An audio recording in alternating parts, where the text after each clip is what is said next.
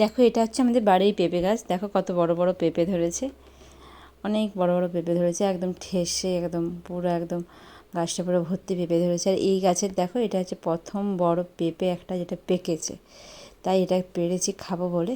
তো চলো দেখি কেটে কীরকম পেঁপেটা, খেতে মিষ্টি না কি হয়।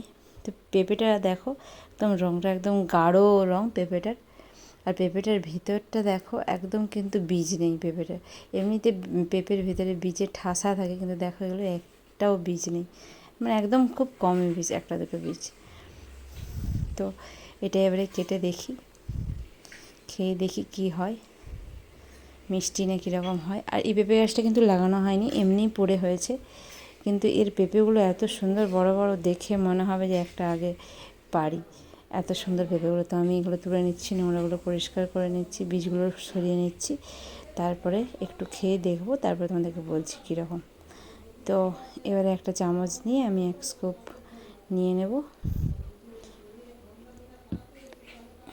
পেঁপেটা কিন্তু খেতে খুবই সুন্দর, একদম মিষ্টি, মুখটা দেখেই বুঝতে পারছো। তো বাই, টাটা।